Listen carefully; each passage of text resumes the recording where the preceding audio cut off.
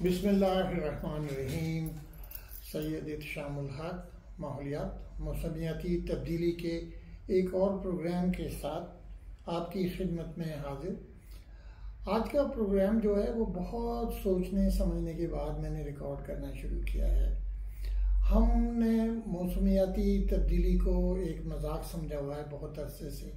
हम सेमिनार करते हैं, हम टॉक्स करते हैं, लेकिन इस पे प्रैक्टिकल हम कोई अमल नहीं कर रहे। जो हमारे एक्शंस हैं वो पैसे खर्च करके और दिखावे तक महदूद हैं। इसका पॉजिटिव इम्पैक्ट क्लाइमेट का जो चेंज है, जो मौसमियाती तब्दीली है, उसको ठीक करने पे नहीं पड़ेगा। ये मैं काफ़ी दफ़ा इस चीज़ को एम्फेसाइज कर चुका हूँ, इस पे जोर दे चुका हूँ कि भाई हमें प्रैक्टिकल स्टेप लेने चाहिए।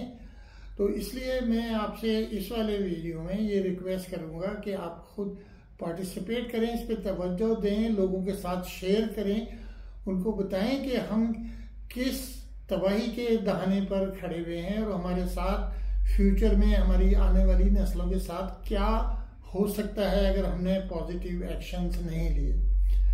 तो मौसमियाती तब्दीली में जैसे आपको पता है कि हमारा कंट्रीब्यूशन बहुत कम है, लेकिन हमारे पर जो असर है वो सबसे ज़्यादा है।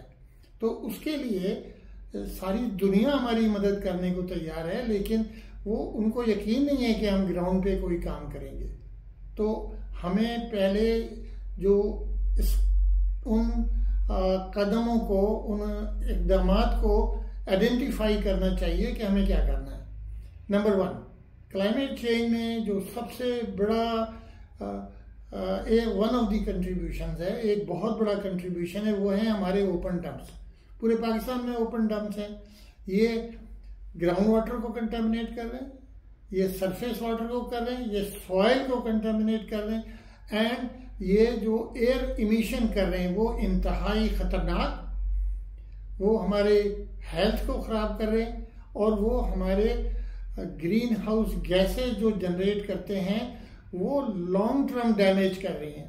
तो इसको करने के लिए, इसको रोकने के लिए ये इंतहाई ज़रूरी है कि शॉर्टेस्ट पॉसिबल टाइम, जितना इमरजेंट बेसिस पे और छोटे से वक्त में हो सकता है, वो हम अपने इन डम्प्स को बंद करें साइंटिफिक तरीके से और नए इंजीनियर्ड लैंडफिल बनाएं।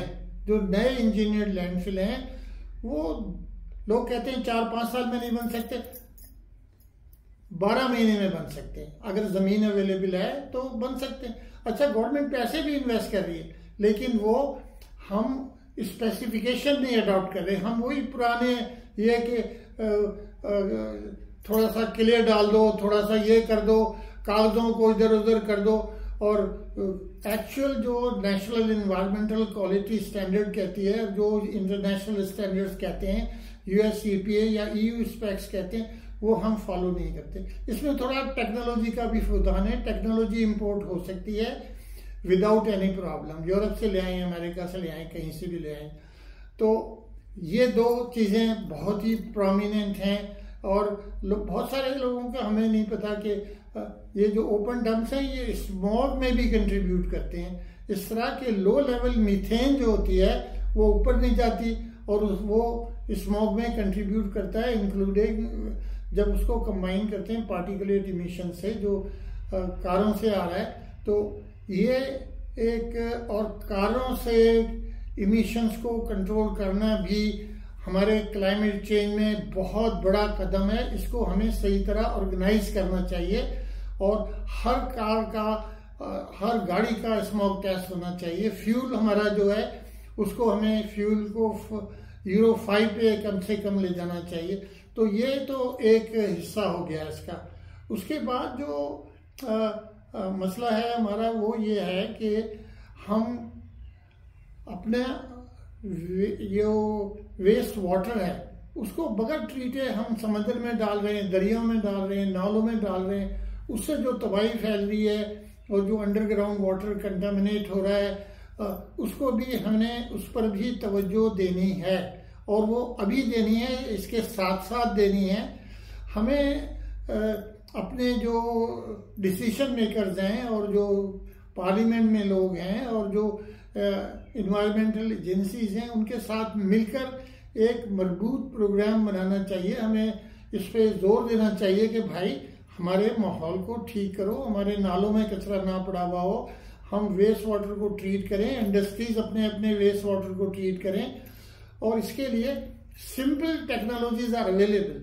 अभी तक हम पुरानी टेक्नोलॉजीज के पीछे पड़े हुए हैं और उनको वेस्ट वाटर ट्रीटमेंट प्लांट्स को हम फिर मेंटेन नहीं करते, देखते नहीं हैं। तो इसके लिए डिसेंट्रलाइज हर कम्युनिटी के लिए आप एनारोबिक डाइजेशन पे बेस करके ट्रीटमेंट प्लांट बना दे, आपका सारा वेस्ट वाटर ठीक हो जाएगा और वो इस्तेमाल के काबिल हो जाएगा डस्ट कंट्रोल के लिए, लैंडस्केपिंग के लिए, लॉन्स के लिए।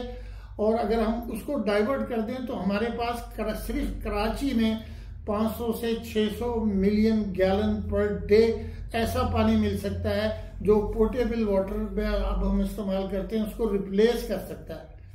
तो ये मौसमियाती तब्दीली पे हमें बहुत ज़्यादा तवज्जो देनी चाहिए और टेक्नोलॉजी ट्रांसफ़र पे जोर देना चाहिए, हमें ट्रेन करना चाहिए। हमारे यहाँ टेक्नोलॉजी का इतना बड़ा फुकदान है, जो टेक्नोलॉजी चाहिए हमें इन्वायरमेंटल और वेस्ट मैनेजमेंट के लिए, जो टेक्नोलॉजी हमें चाहिए मौसमियाती तब्दीली को चेक करने के लिए, वो हमारे पास मौजूद ही नहीं है।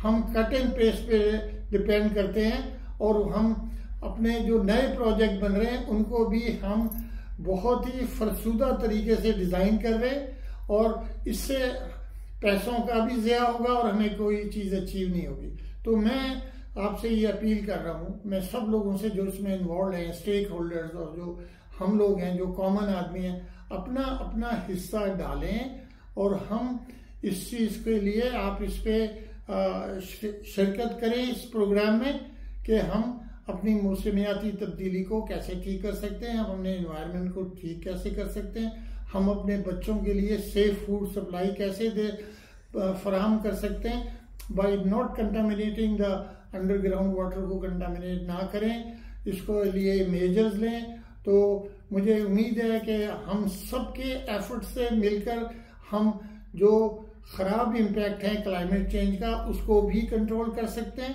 अपनी फूड सप्लाई चेन को भी सेफ रख सकते हैं और हम अपने मौजूदा नस्लों को और आने वाली नस्लों को एक महफूज और हेल्दी इन्वायरमेंट फ्राहम कर सकते हैं, डिजीज़ से, बीमारियों से बच सकते हैं। तो हमारे साथ रहिए और प्रोग्राम में हिस्सा लीजिए, इसको शेयर कीजिए। आपका बहुत शुक्रिया। अल्लाह हाफिज़। पाकिस्तान जिंदाबाद।